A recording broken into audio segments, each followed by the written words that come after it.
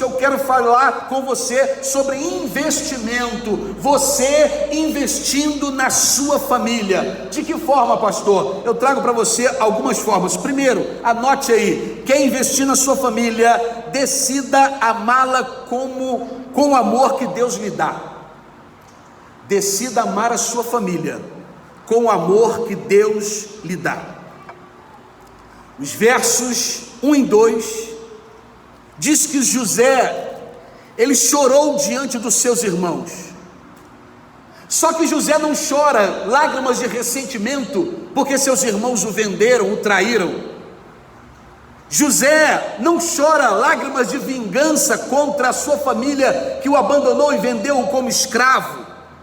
José não chora com lágrimas do ódio em rever os seus irmãos ali perto dele depois de tantos anos, mas José derrama seu coração cheio de amor fraterno, porque aquele que investe na família entende que deve haver perdão nos relacionamentos familiares. José sabia, José entendia que Deus o havia enviado ao Egito exatamente para salvar a sua família. José se esforçou para expressar o amor por cada membro da sua família, porque ele entendia que apesar das lutas e dificuldades, Deus tinha planejado a família no coração do próprio Deus. José sabia que o amor vence todas as barreiras e dificuldades de relacionamentos, e que o amor tem poder para curar os maiores erros e tragédias do passado. Ei, o amor tem poder para curar os maiores erros e tragédias do passado. O amor tudo suporta. O amor, irmãos, é conhecido por aquilo que ele é. A Bíblia diz que o amor é paciente, o amor é benigno. O amor também é conhecido não só por aquilo que ele é, mas o amor também é conhecido por aquilo que ele não faz. A Bíblia diz que o amor não arde em ciúmes, o amor não ufana, o amor não ensoberbece, o amor não conduz inconvenientemente, o amor não procura seus próprios interesses, o amor não se exaspera, o amor não se ressente do mal, o amor não se alegra com a injustiça. A Bíblia diz que além daquilo que o amor é, a Bíblia também mostra aquilo que o amor não faz. Mas o amor também é conhecido por aquilo que o amor faz. Diz a Bíblia que o amor regozija-se com a verdade. E além disso, o amor também é conhecido por aquilo que ele é capaz de enfrentar. A Bíblia diz que o amor tudo sofre, tudo crê, tudo espera, tudo suporta. Você sabia também que o amor, ele também é conhecido pela sua indestrutibilidade? Que o amor jamais acaba, que o amor é a maior das virtudes, que é o maior dos mandamentos, que é o cumprimento da própria lei de Deus, que o amor é a maior evidência da maturidade espiritual e o mais eloquente sinal da conversão. Você sabia disso? Ei, meu irmão, será que também Deus não escolheu exatamente como José para torná-lo ponte de cura, ponte de restauração e ponte de salvação da sua família? Ei, invista na sua família com o amor de Deus. Essa é a primeira coisa, primeiro investimento. Há um segundo investimento para investir em sua família. Segundo, não se deixe vencer pelas adversidades da vida. Não se deixe vencer pelas adversidades da vida. Amados, se você ler a história de José, você vai encontrar na Bíblia que a vida sempre conspirou contra José. Sempre. José, ele foi odiado, foi vendido, foi revendido, foi encarcerado, foi esquecido. José tinha tudo para ficar amargo. José tinha tudo para se sentir inferiorizado. José tinha tudo para se sentir pessimista. José tinha tudo para viver uma vida deprimida, uma vida de depressão, mas não. José, ele vence todas as circunstâncias, e aos 30 anos, ele se torna governador do Egito. E entenda você, que na época o Egito ele comandava uma grande parte do mundo, e ele então se torna aos 30 anos o governador deste império, e se revela aos seus irmãos, quando ele diz o seguinte: Deus me colocou como Senhor de toda a terra do Egito. José, quando olha para os seus irmãos, não diz: olha, você não sabe que luta eu passei, desde quando vocês me venderam, quando eu ainda um pequeno, ainda quando um adolescente, fui vendido, revendido, odiado, frustrado os sonhos, jogado numa cadeia, esquecido lá. Não! José, quando vê seus irmãos, ele diz: olha o que Deus fez comigo. Deus me colocou como governador do Egito. Deus usou vocês, Deus usou as circunstâncias, Deus usou as lutas para abençoar a minha família. Ei, meu irmão, preste atenção, Deus pode usar as lutas e circunstâncias para abençoar a sua família. Meu amado irmão, a vida é a professora mais implacável. Primeiro da prova e depois a lição. C.S. Lewis disse o seguinte, abre aspas: Deus sussurra em nossos prazeres e grita em nossas dores, fecha aspas. O apóstolo Paulo, São Paulo, em suas cartas tratou muito sobre o sofrimento humano, principalmente sobre o sofrimento em sua vida, que o atormentou, em que a Bíblia chama esse tormento na sua vida de espinho na carne. Depois de ser arrebatado ao terceiro céu, depois de ter tido uma experiência tremenda com Deus, depois de experimentar o sobrenatural de Deus para a sua vida, ele então suporta uma severa provação na terra. Ele foi do paraíso à dor, foi da glória ao sofrimento. Ele experimentou a bênção de Deus, a bênção de Deus no céu, e a bofetada de Satanás na terra, porque era assim que ele dizia. Ele falava do espinho na carne, dizendo que era como se Satanás o esbofeteasse. Paulo tinha ido ao céu, mas agora aprendeu que o céu pode vir até ele, também através do sofrimento. Por isso Paulo tinha autoridade para ensinar que há um propósito divino no sofrimento, há um propósito divino nas lutas familiares, há um propósito divino nas crises que a gente vive, crise conjugal ou crise com os nossos filhos. O nosso sofrimento e a nossa consolação são instrumentos usados por Deus para abençoar outras vidas. Às vezes, através da nossa luta, do nosso testemunho, daquilo que Deus fez nas nossas vidas e na vida dos nossos filhos, outras vidas são impactadas, transformadas. Na escola da vida, Deus está nos preparando para sermos consoladores. Deus está nos preparando para a gente poder consolar a vida de outros. Irmãos, Jó, ele morreu sem jamais saber por que ele sofreu. Jamais. Jó nunca soube que a luta que ele passou, o sofrimento que ele passou, foi porque um dia lá no céu, os filhos de Deus foram passear no céu, e infiltrou-se Satanás junto, e Deus então viu Satanás infiltrado junto com os filhos de Deus, e perguntou: de onde você vem? Ah, Senhor, eu vim da terra e passear por ela. Deus então pergunta para Satanás: já que você esteve lá na terra, tem visto o meu servo Jó?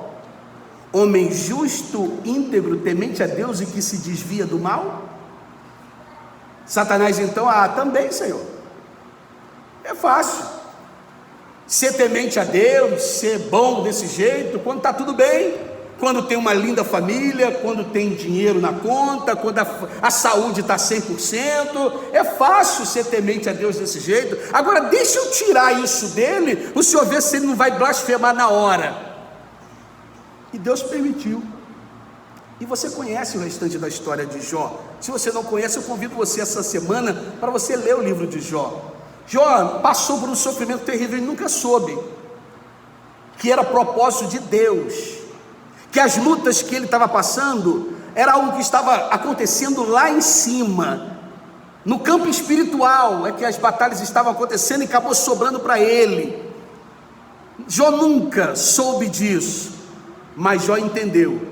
Lá no final, no último capítulo, Jó disse: olha, eu conhecia Deus só de ouvir falar, mas hoje eu consigo e conheci e experimentei mais de Deus. Lembrando, voltando para o apóstolo Paulo, diz a Bíblia que Paulo rogou ao Senhor 3 vezes para que Deus tirasse dele o espinho na carne. Por 3 vezes ele orou pedindo: Senhor, tira de mim esse espinho, tira de mim essa crise, tira de mim essa luta que me mói.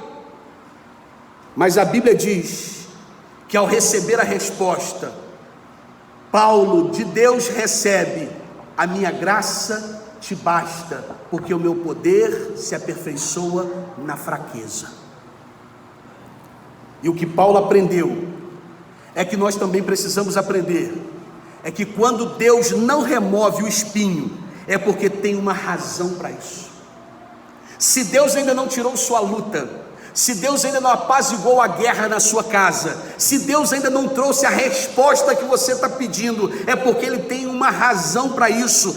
Deus não permite que soframos só por sofrer. Há um propósito, sempre há um propósito, e o propósito não é nos deixar soberbos. Por isso, meu irmão, não deixe que as circunstâncias difíceis derrotem você, não deixe que as lutas derrotem a sua família, não deixe que as lutas tirem o seu foco, que é o seu cônjuge. Use, lute, persevere. Deus quer usá-lo para abençoar a sua casa e abençoar outras casas. Deus quer usá-lo para promover a restauração da sua família, mas também a restauração de outras famílias. Irmãos, como é bom ouvir testemunho. Eu gosto demais de ouvir testemunho. Falei hoje de manhã aqui sobre um testemunho que o Senhor deu para uma família da nossa igreja. Como é bom a gente ouvir o que Deus tem feito na vida dos seus, porque isso glorifica o nome de Deus, isso nos traz esperança, isso reforça a nossa fé. Eu queria muito que a Igreja Batista tivesse na sua liturgia um momento de testemunho. Nós vamos ter aqui um momento de testemunho. Eu sei que às vezes isso é difícil, porque alguns não entendem que algumas coisas são milagres, e esses devem ser testemunhados. Outros são coisas que a gente passa no dia a dia, que também tudo pertence a Deus, mas o mais importante é testemunhar dos milagres que o Senhor tem feito na nossa vida. Há uma terceira coisa, para investir na sua família, anote: tenha orgulho dela. Tenha orgulho. Irmão, tenha orgulho dos seus filhos. Tenha orgulho do seu cônjuge. Voltando para o texto, José, mesmo ocupando um cargo de posição no Egito, ele não teve vergonha da sua origem simples e estrangeira. Não teve vergonha. Irmãos, eu de verdade, perdoe-me, permita-me aqui dizer isso, já disse isso algumas vezes, mas eu não tenho nenhuma vergonha de dizer que eu nasci na Chácara do Céu. Lindo nome, né? Mas o lugar não é tão belo assim. Já foi, quando eu nasci lá era. É um lugar no Leblon, zona sul do Rio de Janeiro, mas era uma comunidade. Hoje, né, por causa desse politicamente correto, as pessoas chamam de comunidade, mas na realidade para nós no Rio de Janeiro era uma favela. Nascemos em uma favela, na Chácara do Céu, no Leblon. Descia apenas uma escadariazinha, descia, nós estávamos na praia. Da nossa casa nós víamos o mar, um lugar lindo, um lugar incrível, mas era uma favela. Aos 3 anos eu saí dessa favela, da Chácara do Céu, e fui morar numa outra favela, onde estava iniciando uma favela chamada Rio das Pedras. Essa favela chegou a ser a 2ª maior favela da América Latina, perdendo apenas para a Rocinha. Hoje Rio das Pedras tem mais de 120 mil habitantes, para você ter uma ideia do que é Rio das Pedras. Ali eu cresci, sou filho de uma mulher que trabalhou sempre de doméstica e de um açougueiro que viveu a vida inteira, viveu e morreu trabalhando em açougue. Eu sempre tive questão de enaltecer isso. Eu até os 33 anos de idade, antes de vir para Manhuaçu, ou para Manhumirim, onde eu vim primeiro, eu sempre morei no Rio das Pedras. Minha casa tinha 33 metros quadrados. Quem conhece aí de medida, sabe o que é 33 metros quadrados? É a casa que eu tinha, onde eu morava. Detalhe, onde eu morei só depois dos primeiros 5 anos de casamento, porque nos primeiros 5 anos de casamento moramos de aluguel, e logo depois, então 5 anos depois, nós compramos essa casa com 33 metros quadrados. Essa casa de 33 metros quadrados por 3 vezes, nós perdemos tudo, porque tinham enchentes lá no Rio das Pedras, tem até hoje, e as enchentes vinham como aqui em Manhuaçu, e diferente daqui, lá não tinha para onde correr, não dava para subir para o 2º andar, não tínhamos o 2º andar, e por 3 vezes perdemos tudo na nossa casa. Mas o Senhor me deu uma linda esposa, que no próximo dia 28 de julho eu completo 33 anos de casados. O Senhor me deu 2 filhos lindos, a Iris, hoje com 30 anos, e o Davi com 19 anos. Deus me deu um lindo neto chamado Ethan, com o seu papai Luiz Fernando, que são uma família abençoada, que o Senhor tem cada dia nos dado honra de tê-los.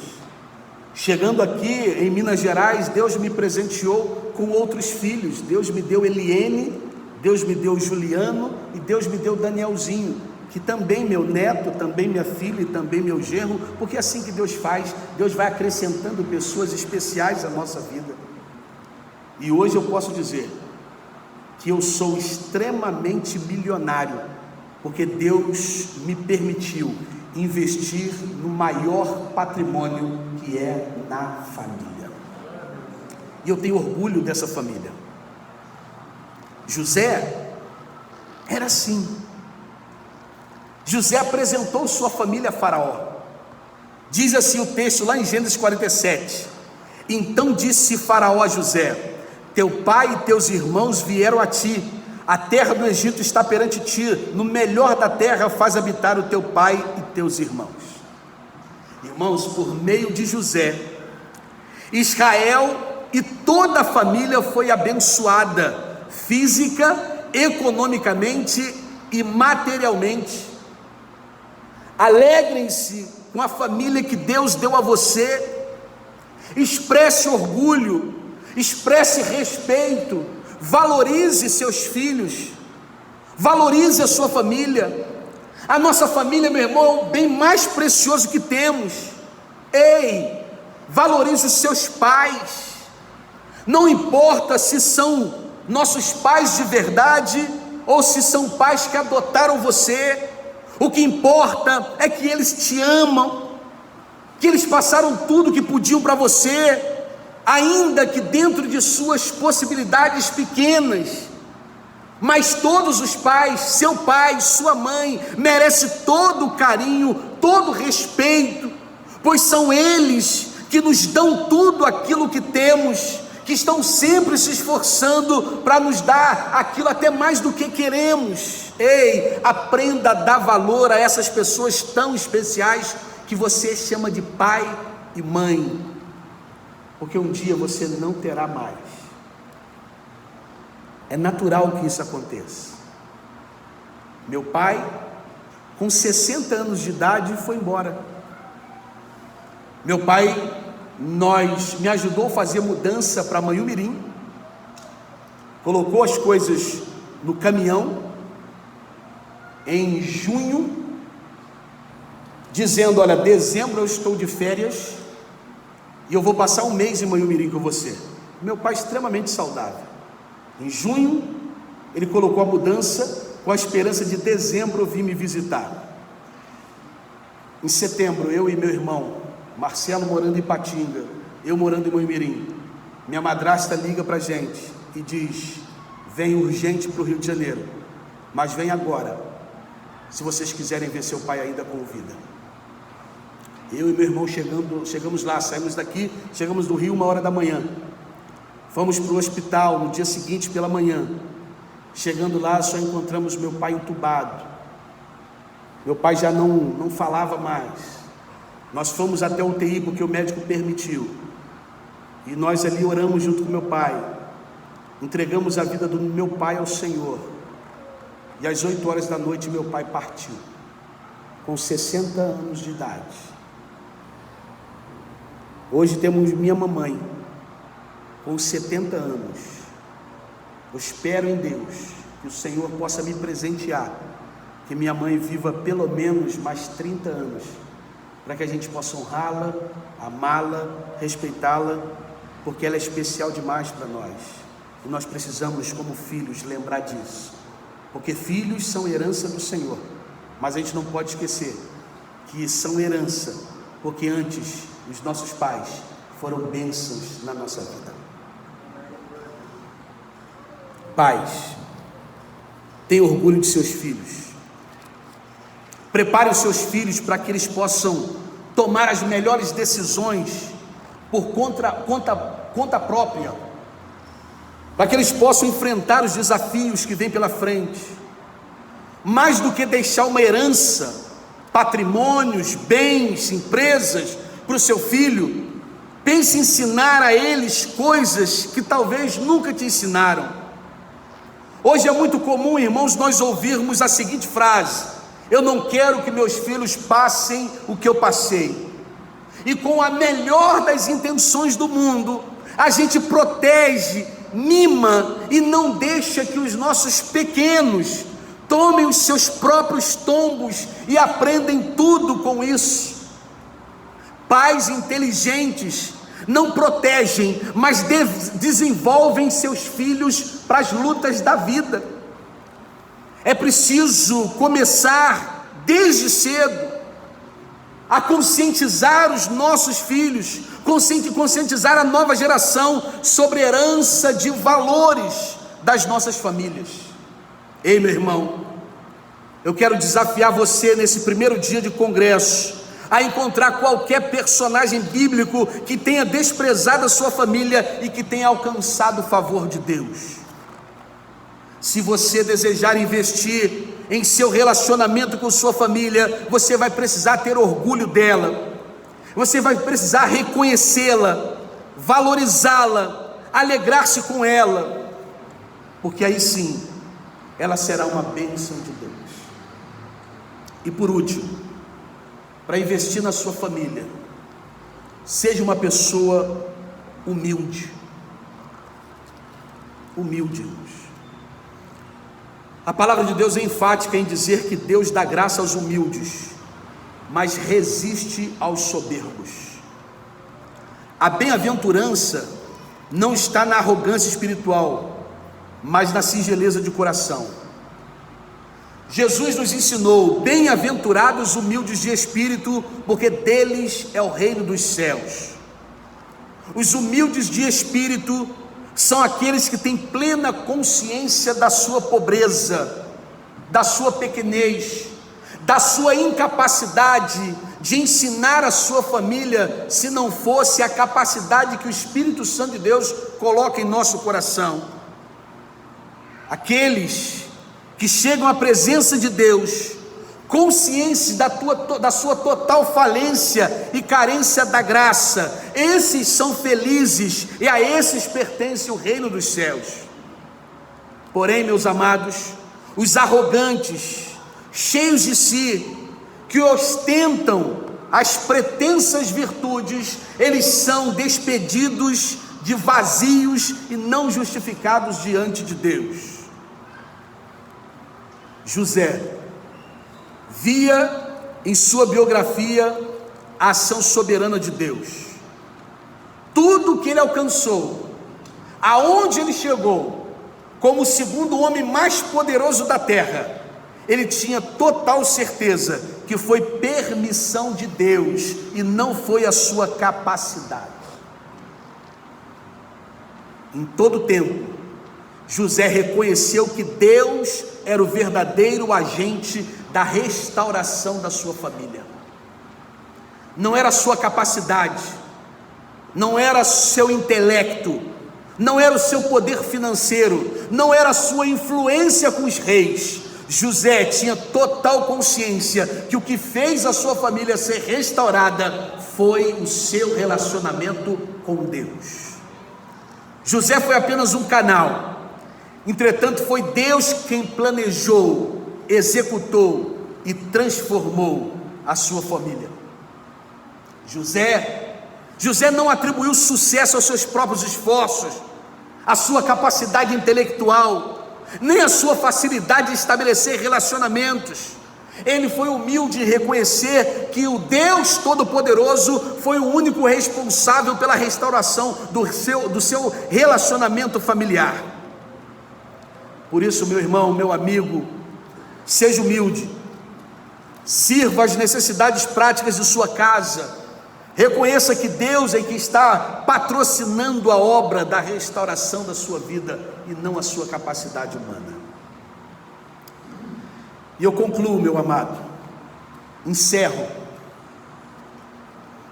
dizendo a você, pedindo a você, que você tente se enxergar como se você fosse José. Creia que Deus colocou onde você está para ser uma bênção e um instrumento de salvação e de restauração da sua família. Agradeça pela família que você nasceu, aonde você está, e então, como José, descubra maneiras práticas de amar sua família, faça gestos de generosidade e perdão, conte para sua família quem você é, e agora como uma nova pessoa cheia de Deus, o que você se tornou. Valorize a sua família diante dos outros, demonstre orgulho por fazer parte desta família, e orgulho por ter esta família como sua. Invista no seu relacionamento, invista na sua família, decidindo amá-la com amor de Deus, não deixando vencer pelas adversidades da vida, tendo orgulho dela e sendo humilde. Fazendo isso, com certeza você terá a melhor família do mundo. Amém?